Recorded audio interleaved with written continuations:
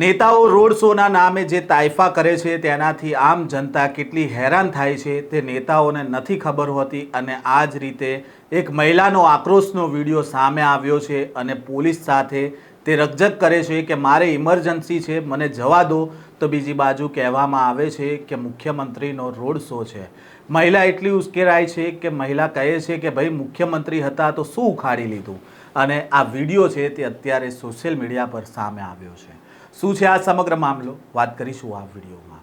વૈષ્ણવજન તો તેને કહીએ જે પીડ પરાઈ જાનાને રે।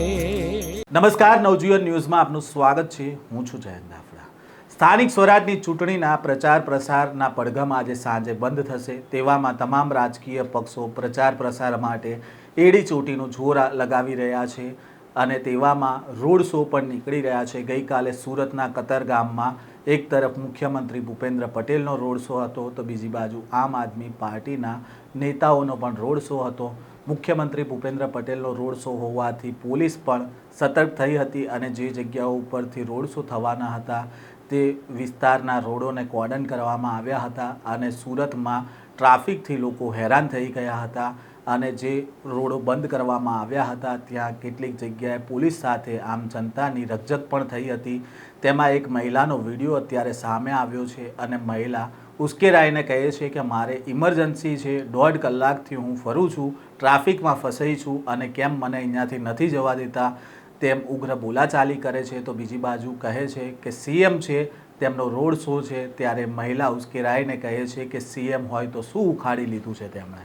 અને આ જે વિડીયો છે તે સામે આવ્યો છે। બીજો એક વિડીયો પણ સામે આવ્યો છે જે રોડ બંધ કરવામાં આવ્યા હતા તેના કારણે ટ્રાફિક જામના દ્રશ્ય સર્જાયા હતા અને તેના કારણે સ્થાનિક લોકો બરાબરના રોષે ભરાયા હતા અને અગાઉથી કેમ આ જાણ કરવામાં ન આવી કે રોડ બંધ કરવાના છે તે બાબતને લઈને તેઓ ઉશ્કેરાયા હતા। મુખ્યમંત્રી ભૂપેન્દ્ર પટેલના રોડ શો દરમિયાન જે રસ્તાઓ બંધ થયા હતા તેને લઈને જનતાનો કેવો આક્રોશ હતો તેની ઉપર એક નજર કરીએ।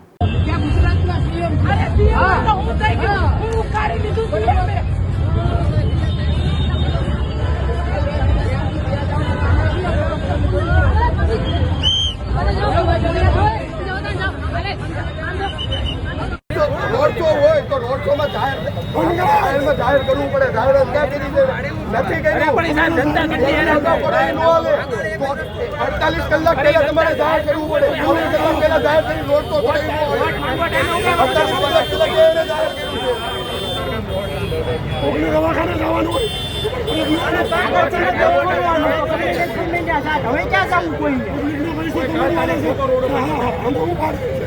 તમારે જે સાહેબ હોય સાહેબને બોલાવો ને।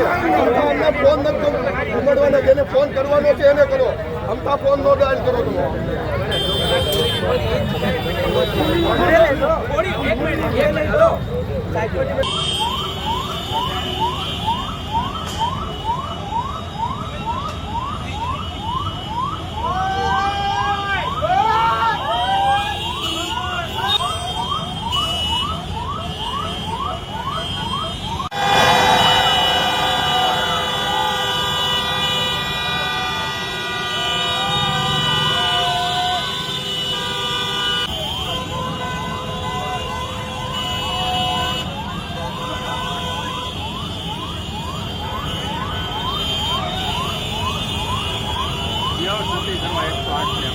આમ હાલ બે અલગ અલગ વિડીયો સુરતમાંથી સામે આવ્યા છે।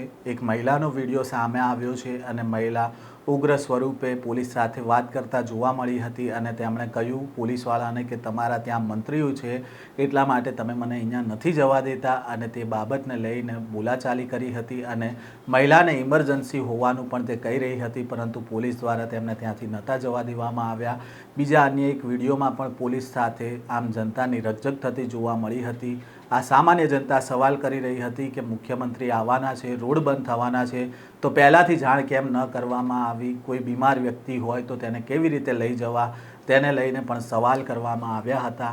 આમ સુરતમાં જે મુખ્યમંત્રી ભૂપેન્દ્ર પટેલની જે રેલી નીકળી હતી તેના કારણે ક્યાંક ને ક્યાંક લોકોમાં રોષ જોવા મળ્યો હતો, કારણ કે આ જે રેલીના કારણે રોડ બંધ થયા હતા તેના કારણે લોકોને ટ્રાફિકનો સામનો કરવો પડ્યો હતો અને તેને જ લઈને લોકોમાં આક્રોશ પણ જોવા મળ્યો હતો.